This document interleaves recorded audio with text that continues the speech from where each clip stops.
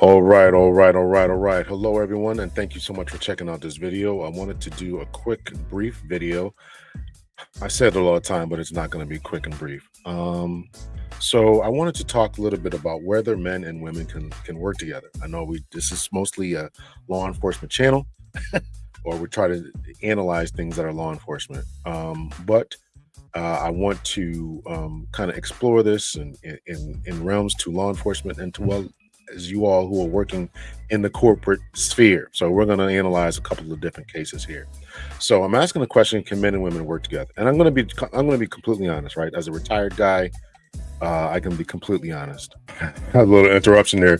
As a retired guy, you can kind of say a little bit more. Obviously, I want to be careful because I teach at a couple of universities, and I want I want to keep on teaching.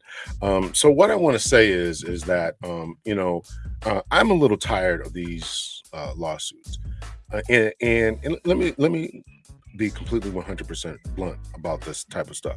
There's some lady or ladies who are completely dependent upon their job, and because of their dependence on their job, they have to engage in certain behaviors, right? There's a single mom working at a diner as a waitress or whatever, and the boss is making all kind of advancements on her, and her situation and her livelihood is dependent upon her acquiescing to his desires. And as I'm going to talk about, the shoe goes on the other foot as well, as men having to acquiesce to the desires of women. And so anyone who's in these positions, I feel bad for. But you got to try to get out as soon as possible. I recognize that sometimes you can't leave, but this sitting around for 5 and 6 and 10 years and all this kind of stuff, to me, it's complete nonsense. It's complete nonsense. And people know what they're doing, that they're biding their time, they're going to do what they got to do, they're going to sleep their way to the top, and then when they feel as if they don't want to get used up anymore, then it's time to sue and get a couple million. I can't stand it. So we'll go through a couple of stories here, right? So I talked about, and I did a previous video about this particular case, the federal agents. This case here with searched the home of Jeffrey Madry, chief of department. He's been alleged of accusing sleeping with this woman, forcing himself on her, who was a lieutenant herself, who was a boss, who, as I mentioned before, has gone through all type of harassment trainings herself and had to report other people, but yet she's a victim, and all this craziness. It's just absolutely crazy, right? So you can read through that. I did a story about that already. Go here? No. All right. So then we remember this other lady here. Stop screen share, and we'll go to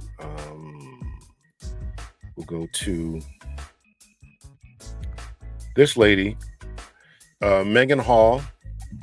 Miss Megan Hall, former officer at the center of a Laverne sex scandal, reaches $500,000 settlement after dismissing lawsuit. Right. So this woman was claimed to be, if you read through this, right, they're so deferential towards these ladies a lot of times. It's kind of nauseating, in all honesty, right? Hall and four other officers were fired in January 2023 after investigation showed she and other male officers had sex on the job and then lied about it. The lawsuit filed in February 2023 alleged Hall was a victim of harassment while being groomed for exploitation. Since the investigation made national headlines, Hall said she's been subject to the public ridicule and the negative publicity has thwarted her attempts to regain employment. She was vulnerable. She was vulnerable and opportunistic and optimistic, and applied to be a police officer, city of Laverne. Where Ms. Hall sought role models, she instead found predators. These are the predators. Oh God, they're just predators, and she's an unwilling victim, and she was being groomed, and oh my God, and just she had to perform these different acts, and they're taking pictures of her, right? There was a third-party investigation, images of her, and all kind of crazy stuff to actively encourage me to engage in exploitative behaviors and non-consensual photograph sharing and degrading activities. And oh my God, just absolute, just bananas, just absolute bananas, right? So whatever, whatever. All right. So we get that case, right? So I don't want to just pick on the guys here and say that they're going through this too. Well, let me continue with the guys here, right? So then we get school stuff, right? So then we get this situation where this clown who knows what's going on here. This is a story from 2018, right? So this clown here, principal accused of harassment by four women resigns, right? Right, he resigns, right? City has removed Queens principal who has cost taxpayers $830,000 in lawsuits, including payments to four women of lewd comments and groping, and outsider the ouster of Howard Quate, principal of John Bone High School, came Friday after the post asked city officials about the mounting settlements, sums, allegations, right? All this kind of stuff. The latest payout of $130,000 to a counselor, Lori Torre, however, and the city charged the Department of Education had ignored repeated complaints by female colleagues and creepy leadership. Creepy leadership. Jeez. Oh man. So listen, if you're in, you got to be taking advantage of this stuff, man.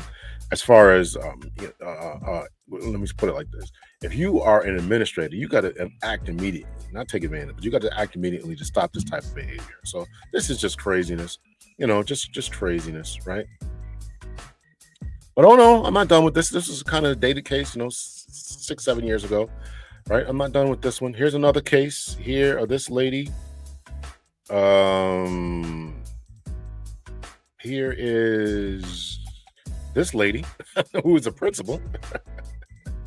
This lady who is a principal pictured Yonkers, which is in New York, for anybody who's not familiar with the New York area.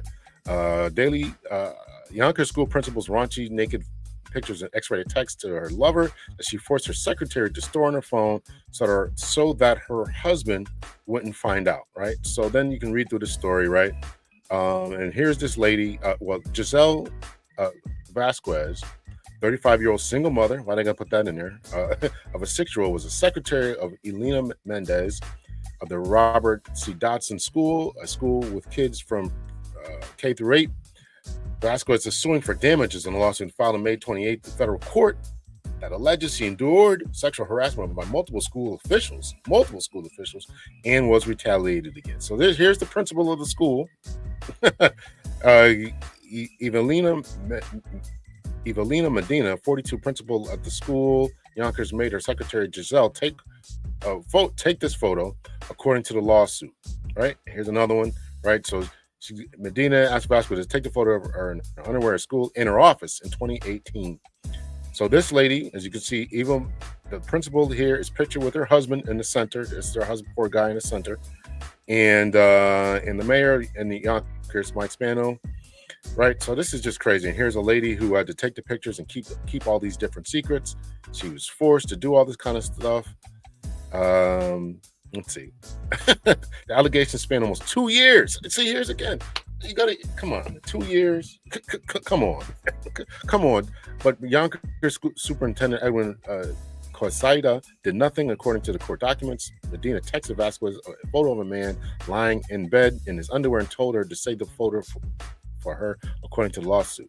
The next day, Medina gave Vasquez her phone and asked her to take a picture of her, and then proceeded to lower her pants to her ankles, turned around and exposed her buttocks and a thong, underwear, and posed. She hands me the phone and says, "Close the door." When I looked back, her pants were already down. I was shocked. I didn't know what to think. I really just froze. I worried that if I just left her office, there could be a student or employee or anyone there. Her office is the main office, a lot of traffic. Medina is no longer principal of the school, according to the Post, but the school district wouldn't detail circumstances of her leaving the job. I guess this is a picture of the phone. We continue to make out and rip our clothes off. I'm no longer protesting. I'm yours.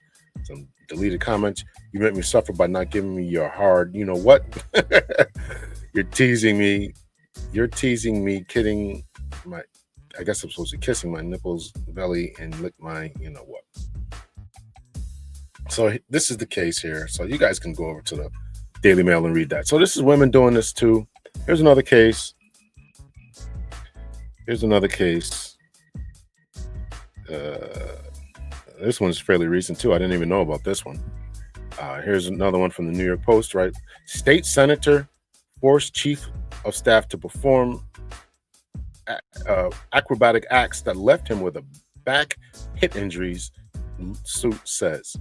This is the female California state senator allegedly forced male staffer to perform acts. California senator forced a former staffer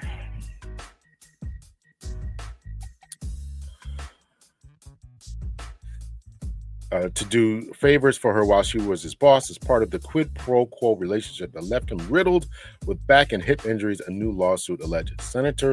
Senator Marie Alvarado Gil, former chief of staff Chad Condit, slapped her with a lawsuit last week, alleging that the lawmaker, a longtime Democrat who recently jumped ship to the Republican Party, pressuring him to perform acts on her when they traveled for work. The married aide claims he relented and performed the acts on his boss over the years.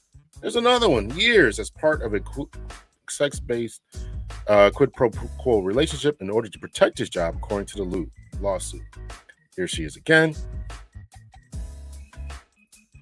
It's just absolute, right? On the final encounter, Condit alleges he suffered debilitating back injury while having to twist and contort as he performed oral on the senator, leaving him with 3 herniated discs and a collapsed hip. The court papers allege. Just crazy, just absolutely crazy. You guys can read through that as well. So I don't want to belabor this point here, but this is just absolute madness here to my estimation. All right. Then we get to the newest case here of so that's the police world, politics, schools. And now we get to the sports world, where we all know, if you're in any type of entertainment, I think that we all know that this is going on here. We all just assume that this is just the way that things go and all that. Whether you're in, I've heard the same thing about runway models, actresses. This just is what it is. It just is what it is. So Fox, Skip Bayless, others sued on 14 counts of sexual battery. And I didn't take a picture of this, but let me put this picture up here because I think that this is important, because we remember this lady. We remember this lady, and this is important because this is Fox who's being sued. And let me stop this screen share for a second here and put this up here. Remember this lady, Gretchen Carlson, who was sued, who sued someone sued Fox for them failing to do everything that they needed to do. And her lawsuit was back in 2016.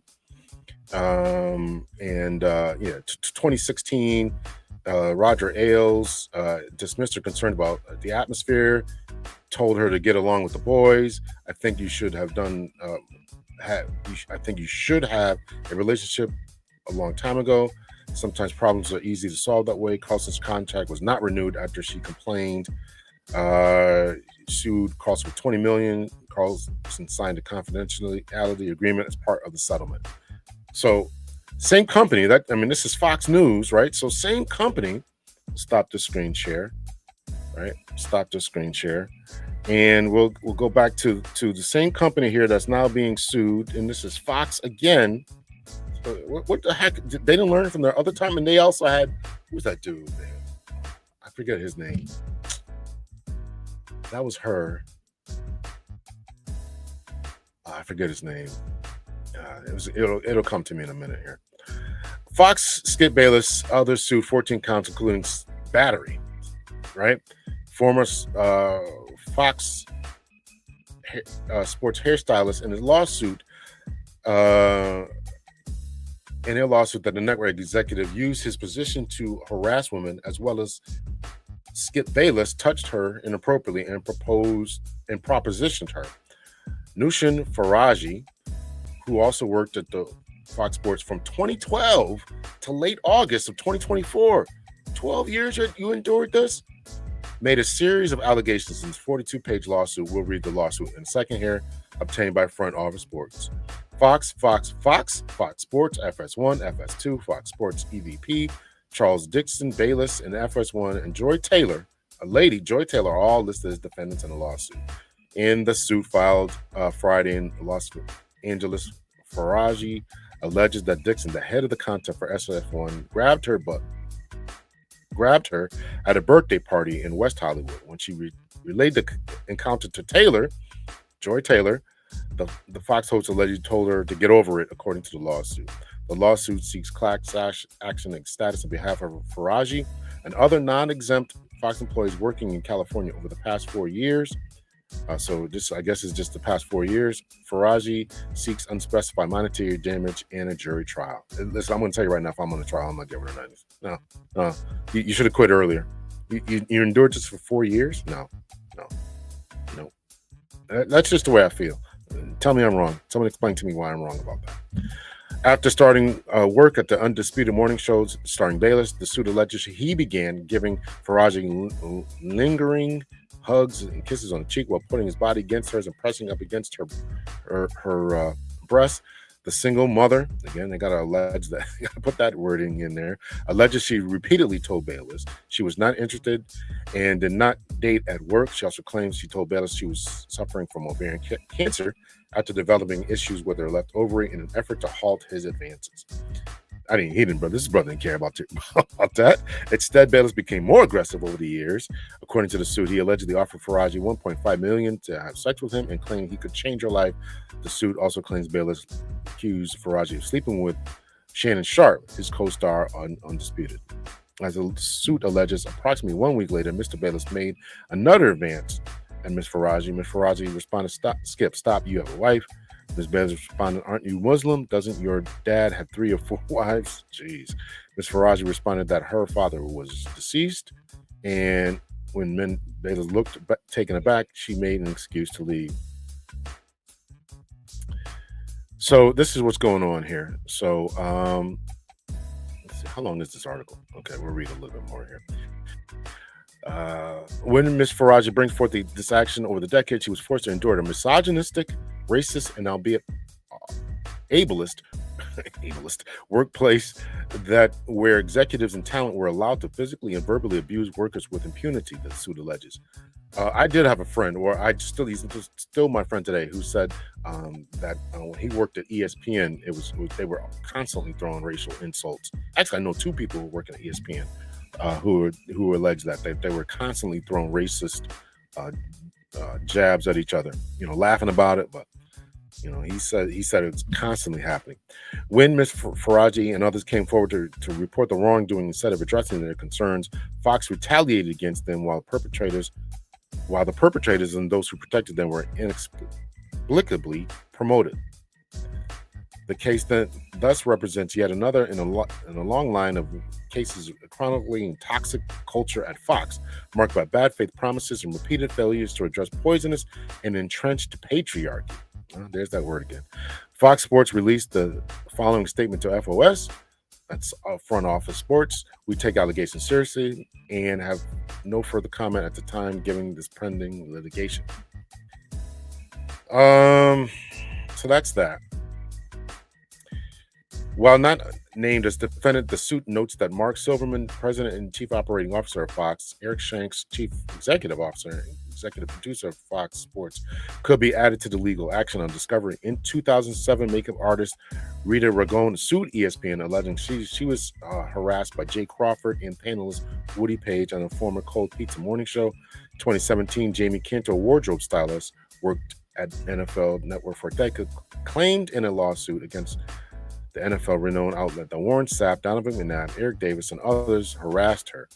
The former players listed in the lawsuit were fired for their positions in the NFL before a settlement could be reached with Cantor. 2019, ESPN also reached a settlement with former on-air personality Adrienne Lawrence, who alleged she was a victim of unwanted advances from male employees. He also claimed her male ESPN colleagues openly watched adult movies and kept scorecards of female employees targeted for relations.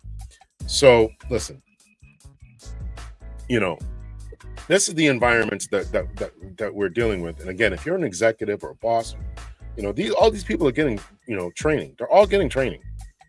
They're all getting training.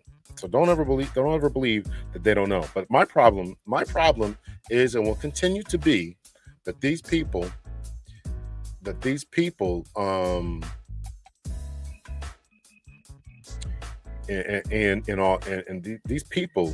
continue to endure this type of treatment and all that. And so listen, I think that gearing up for 2 and 3 and 4 and 5 years is just too much. It's just too much. All right, so we're going to read just a little bit of this lawsuit. It's 42 pages. I'm not going to read the whole thing, so I may miss some things that are important, but you guys can go find it for yourself. Maybe I'll put the links I'll definitely put the link in here. So if you guys want to go over here and read this, so here is the lawsuit. Faraji versus Fox, right? This is all the companies, right? Superior Court. Here's the allegations: failure to pay minimum wages, failure to pay overtime wages, failure to reimburse business expenses, failure to pay all wages upon separation, failure to furnish accurate itemized wage statements, unfair, unlawful, or fraudulent business practices, battery, hostile work environment race, and hostile work environment disability, failure to prevent harassment, negligent supervision, hiring, and retention.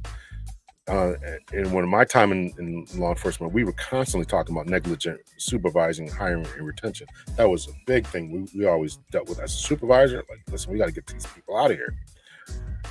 Retaliation, failure to supervise, all that kind of stuff, right? Wrongful termination, demand for a jury trial. So summary of action. Ms. Faraji brings forth this action because of her for over a decade. Here's the issues that I'm having. This is a decade. For over a decade, she was forced to endure misogynistic, racist, and ableist workplace where executives and talent were allowed to physically and verbally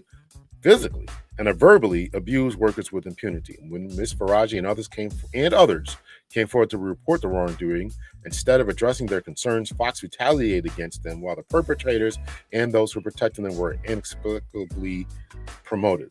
This case thus represents yet another in a long line of cases chronicling the toxic nature at Fox, marked by bad faith promises and repeated failures to address poisonous and entrenched patriarchy. Ms. Faraji also brings forth an action on behalf of herself and Fox's current and former non-exempt hourly employees, employed in California, class members, beginning 4 years prior to the filing of this complaint and ending on the date as determined by the court, the class period.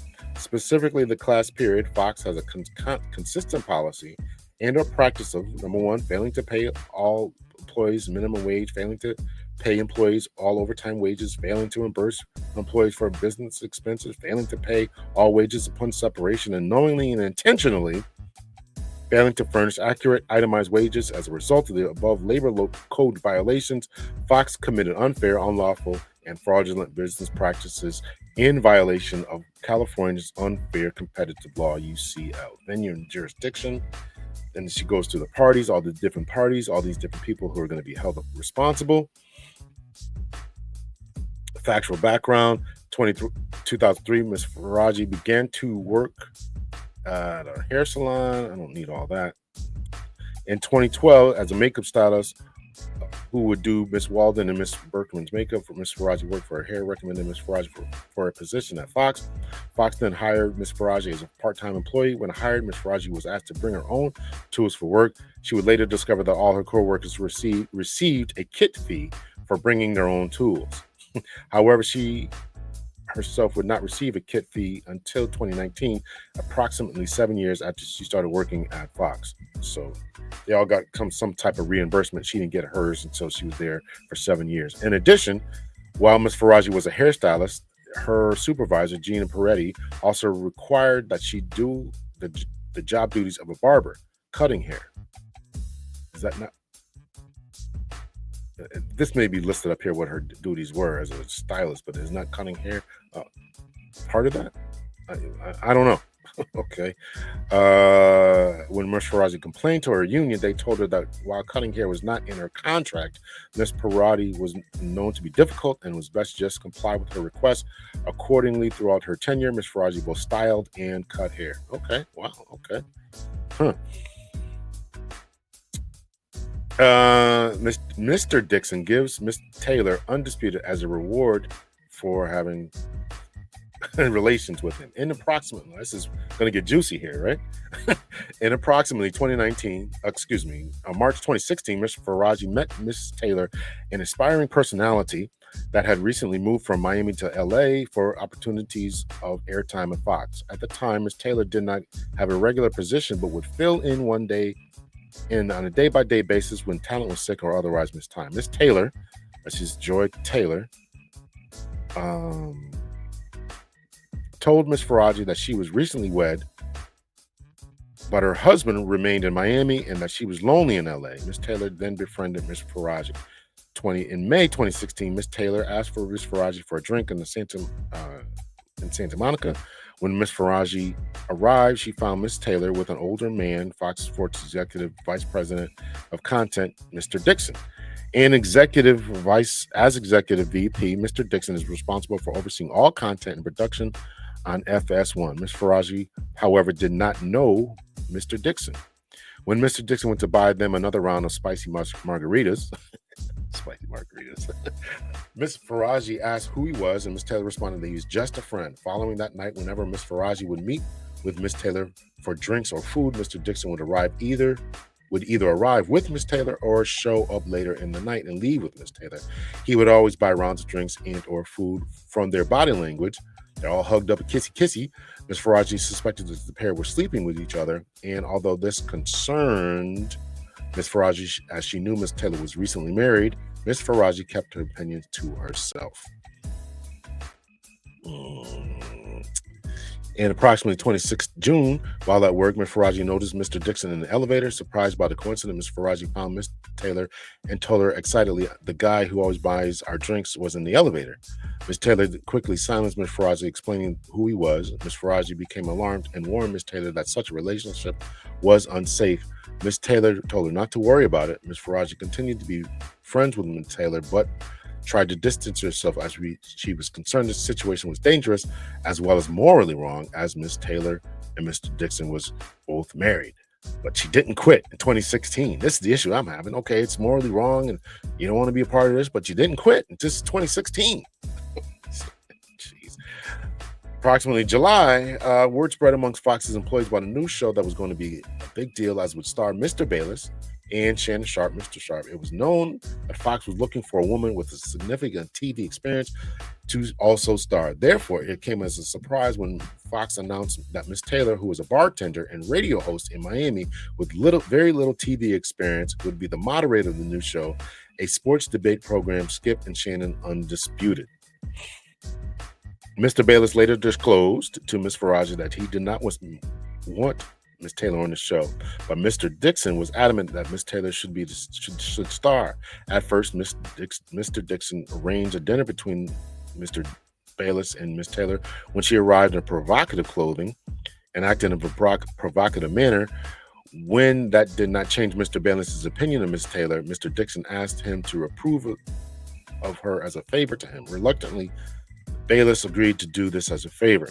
Around August 2016, Faraji attended a dinner with Taylor and her husband and Mr. Dixon and his wife. During the dinner, Miss Taylor's husband became suspicious that Miss Taylor and Mr. Dixon were having a relationship.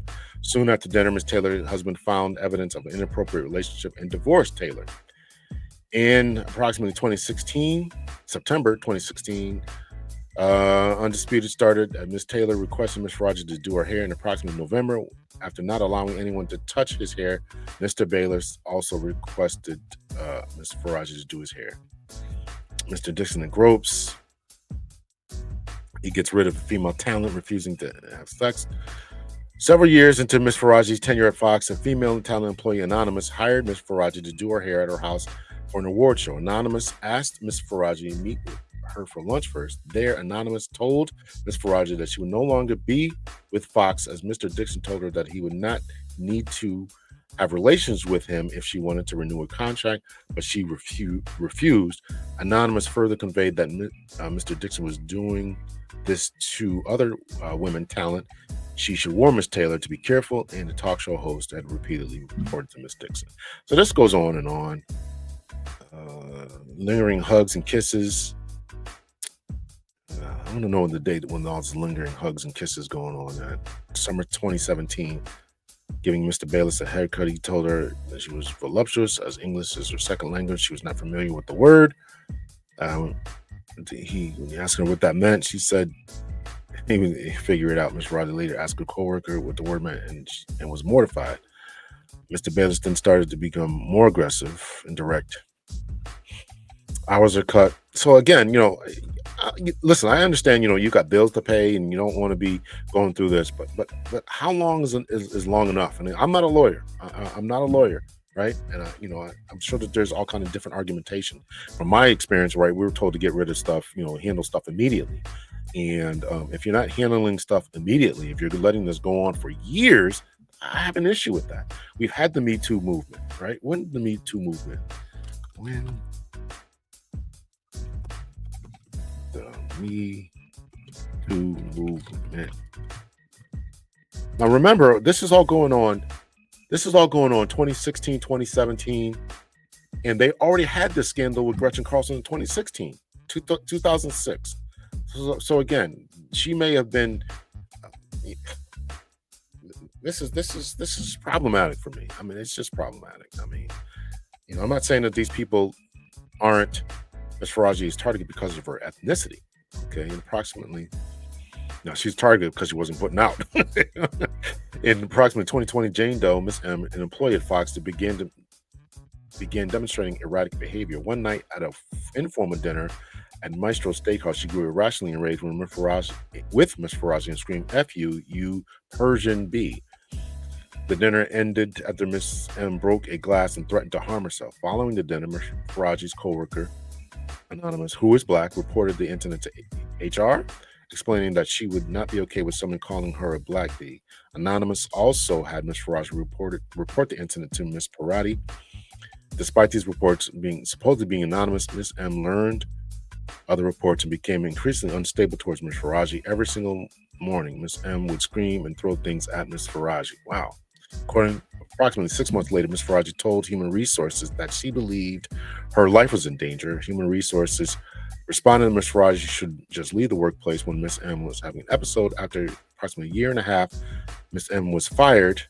Miss M's ex-boyfriend and producer at Fox shared that Human Resources gave Miss M a large amount of money in severance,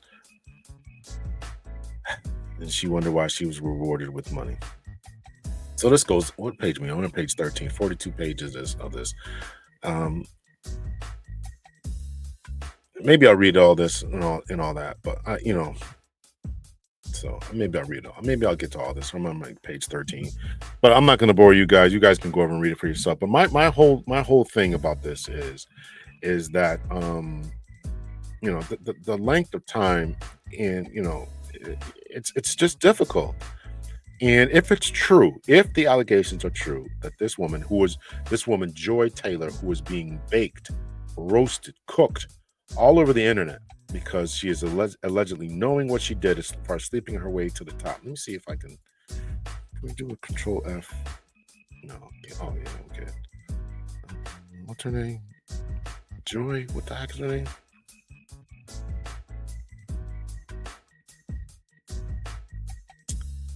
I forgot her name. Joy, what's her name? Oh, this is crazy, right? Joy. Joytaylor. I don't know how I forgot the name. Let's see. Let's go. I want to read because they're cooking Taylor because they said that she knew what she was going to do. They knew what she was going to do.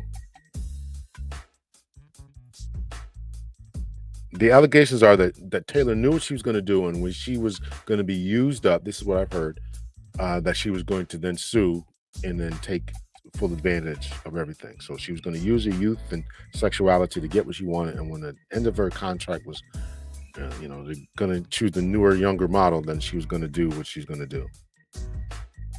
Probably changed the conversation. Quickly asked her when she made public comments regarding the Dixon.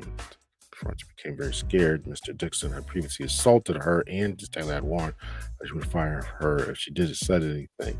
Responded that while everyone in the company knew about their relationship, she did not have any information and did not want to comment about it. Ms. Doe then tried to end the conversation and asked if Ms. Faraji had any questions. Faraji then began crying, asking what a swift investigation took place regarding her humming, but no one cared about Miss M threatening to kill her or others mocking her English. But Faraji then explained that all she wants is a safe, normal work environment, but everyone mistreats her because there are no consequences for them.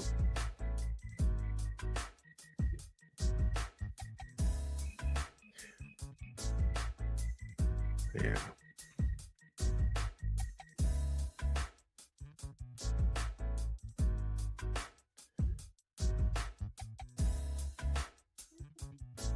All right. So I'm gonna leave it up there. I may read through this, but so let me know your thoughts and your opinions. I just wanted to kind of highlight the fact that this is a constant thing, and no matter what's going on with this type of behavior, it's going to continue. Unfortunately, it's going to continue, and there's going to be people. There's somebody right now who's reading this, and there's a business owner and still sleeping with their employees. So listen, you want to keep yourself safe, secure. And these people obviously had the money. They're making millions of dollars a year or hundreds of thousands of dollars a year. They might have the money and they don't care about their opinions or their name being dragged through the mud. But you're causing all kind of embarrassment. Um, so let me know your thoughts and your opinions. Hit me in the comment section and all that. And much love and peace, everyone.